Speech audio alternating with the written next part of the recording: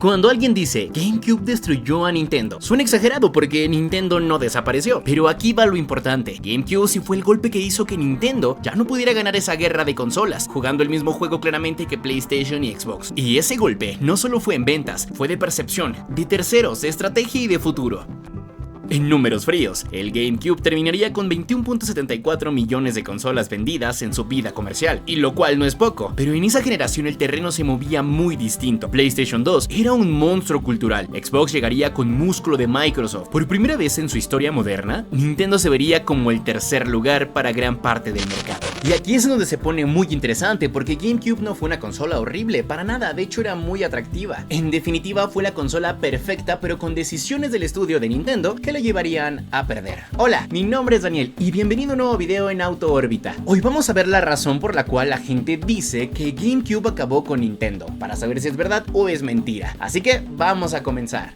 Para entender por qué el GameCube terminó poniendo a Nintendo contra las cuerdas, hay que mirar qué estaba pasando justo antes. Nintendo venía de la Nintendo 64, una consola que, aunque no ganó en ventas frente al primer PlayStation, marcó a una generación con juegos que redefinieron su industria. Nintendo seguía siendo sinónimo de calidad, innovación y experiencias memorables, pero también cargaba con una herida silenciosa, la decisión de seguir usando cartuchos. Mientras Sony apostó por el CD más barato, más fácil de producir y con mayor capacidad, Nintendo se aferró a un formato costoso que espantó a muchos desarrolladores. El resultado fue claro, el Nintendo 64 vivió casi exclusivamente de sus franquicias propias. Funcionó, pero dejó a Nintendo peligrosamente aislado. A finales de los 90, los videojuegos empezaron a cambiar una naturaleza, principalmente las consolas, porque ya no solamente era para jugar, ahora también queríamos consumir entretenimiento en casa. Las consolas comenzaron a competir con centros de multimedia, como dispositivos que justificaban su compra, incluso cuando ya estabas jugando. Y allí Nintendo llegó a la siguiente generación con una idea que ya empezaba a quedarse corta. Y aquí está el primer error de Nintendo al crear el GameCube. Ellos creían firmemente en crear la mejor consola para jugar, pero el mercado en ese momento ya no solamente demandaba jugar en una consola, también queríamos consumir otro tipo de contenido. Cuando se anunciaron las consolas de nueva generación, el mensaje fue contundente. La PlayStation 2 no se presentó solo como una consola, se presentó como el reproductor de DVD definitivo para el hogar. Y eso, en plena explosión del DVD, fue una jugada maestra, porque la gente no compraba un PlayStation 2 solo para jugar, la compraba porque resolvía dos necesidades en un solo aparato. Microsoft entendió también la lógica, y lo llevó aún más lejos con la Xbox. Potencia bruta, enfoque occidental, un músculo financiero y una visión clara de lo que vendría después. No necesitaban ganar de inmediato, estaban construyendo un ecosistema. Mientras tanto, Nintendo entró en esta generación con una mentalidad heredada del pasado: hacer la mejor máquina posible para jugar y confiar en que eso fuera suficiente. El problema es que por primera vez esto no iba a ser suficiente. Así, cuando el GameCube empezó a tomar forma, Nintendo se encontró en un terreno completamente distinto. Ya no competía contra otras consolas, competía contra una expectativa cultural, contra el cine en casa, el DVD, contra el internet emergente y contra empresas dispuestas a perder dinero, sacrificar utilidad con tal de ganarse el mercado. GameCube nacería en este contexto. No era una mala idea, era una respuesta brillante, pero a un mundo que ya estaba cambiando de mentalidad. Y esto es muy clave para entender lo que viene después y que ahorita vamos a ver, porque GameCube no fue un error, más bien fue una consecuencia directa del que Nintendo entraría a una nueva generación de consolas pensando que lo importante solo era jugar y ya, quedándose en la idea con el Nintendo 64 de que todo era jugar y jugar y jugar, pero la gente ya demandaba algo más para este punto del mundo, del momento, pues. Por dentro, GameCube fue una máquina muy sólida. Nintendo quería un hardware potente y eficiente, centrado para jugar. Incluso trabajadores reportaron que Nintendo experimentaba ideas rarísimas con conceptos 3D mucho antes de que fueran viables o comerciales. Pero la visión central era simple: una consola compacta, confiable, rápida y diseñado para juegos, no para ser un reproductor de películas. Y ojo, esa filosofía de Nintendo es buenísima porque premia a la jugabilidad y a los gamers. El problema es que el mercado en el 2001 no estaba premiando la pureza del gamer, estaba premiando la convivencia con la familia y que la consola que compraras sin gastar en varias pudiera permitirte todo en uno.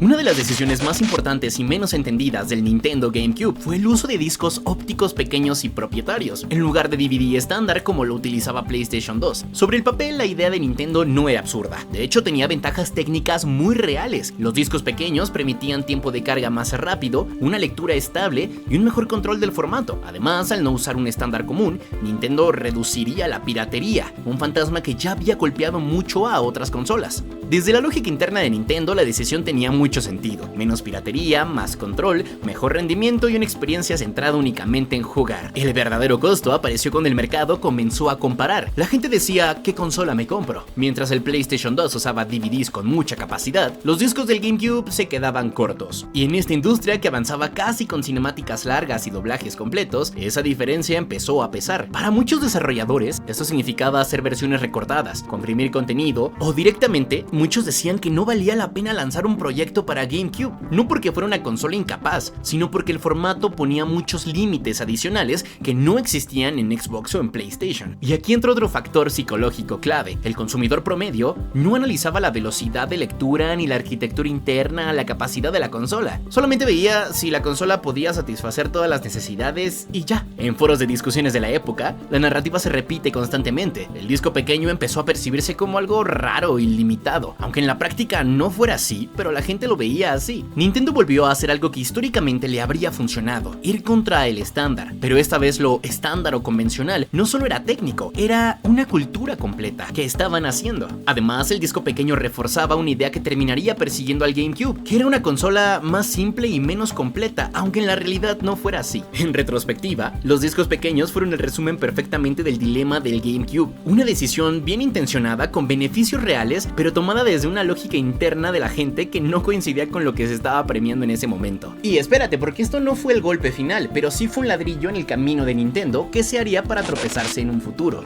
PlayStation 2 no solo fue un éxito por juegos, fue un éxito porque se volvió el reproductor de DVD más popular para mucha gente. Mientras tanto, GameCube no reproducía DVDs, ni películas, ni nada por el estilo. Incluso guías de la época lo dejaban claro, el GameCube nada más era para jugar. Nintendo sí tuvo un plan alternativo de hecho, y creó una versión híbrida con Panasonic, la famosa Panasonic Q, que justamente añadía un DVD, pero era un producto únicamente producido en Japón. En foros el argumento de licencias aparece una y otra vez, porque incluir DVD implicaba pagar licencias por la unidad, y era un tema financiero que Nintendo no estaba pensando en entender ni en aceptar.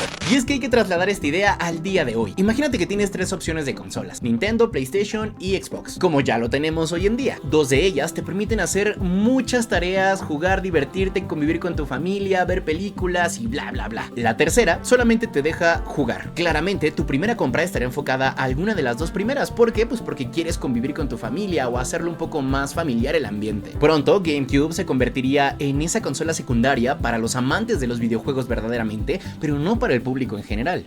Mientras tanto, Xbox empujaba a Xbox Live como identidad. Nintendo fue muy cautelosa. GameCube necesitaba muchos accesorios para conectarse: un módem, un adaptador, una banda ancha, y esto ya era una barrera para la conectividad también. Y lo más importante, Nintendo no montó un servicio unificado como tal. El online quedaría en manos de publishers y experiencias específicas. Esa fragmentación hizo que el online de GameCube se sintiera como algo extra, no como un pilar a desarrollar. Y el problema no solo fue vender menos, el problema fue perder a los terceros que podrían desarrollarles videojuegos. La consola tenía joyas, pero esta generación de consolas se ganaría con un ecosistema completo, y GameCube sufrió en un punto clave porque muchos juegos de multiplataforma se vendían mucho menos en GameCube que en PlayStation 2 o en Xbox. Claro que Nintendo intentó empujar alianzas, con acuerdos de exclusividad temporal con algunas sagas importantes, pero incluso en los momentos de gloria, el mercado ya estaba decidido en gran parte por otra consola. Y es que eso es cierto, podrás tener la mejor consola del mundo y desarrollarla de una forma tan perfecta, pero que si no tienes los videojuegos o los desarrolladores no quieren crearte videojuegos,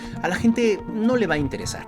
Pero entonces, ¿fue mala? Llegamos a este punto donde la pregunta es inevitable. ¿El Nintendo GameCube fue mala consola? La respuesta honesta es que no. De hecho, el GameCube fue una gran consola. El problema es que llegó en el momento equivocado, con un mensaje muy erróneo. Si analizamos el hardware en frío, GameCube era potente, estable y extremadamente eficiente. Muchos desarrolladores han señalado con el paso del tiempo que era una máquina diseñada para programar, con una arquitectura clara y rendimiento sólido. Consola débil no era, simplemente no jugaba el mismo juego que sus competidores. Donde el GameCube realmente brilló fue en algo que pocas consolas pueden presumir: la calidad de su catálogo. No fue una consola con cientos de lanzamientos, fue una consola con juegos muy pulidos. Aquí no te daban cantidad, te daban calidad. Nintendo vendió muchísimos juegos por cada consola vendida. El llamado attach rate fue altísimo. Quienes compraban un GameCube realmente lo usaban. No era una consola que se quedara ahí polveándose debajo de la televisión. Era una consola que quien la compraba la explotaba al máximo. Eso revelaba algo fundamental. El problema no fue el jugador que sí la compró, el problema fue convencer a la gente de comprarla. Pero aquí entra el verdadero verdadero talón de Aquiles del GameCube: el marketing y el timing. Mientras otras consolas se vendían como un centro de entretenimiento, Nintendo comunicó al GameCube como una consola para jugar. Y en otra época hubiera sido muy bueno, pero en 2001 la gente ya no pensaba así.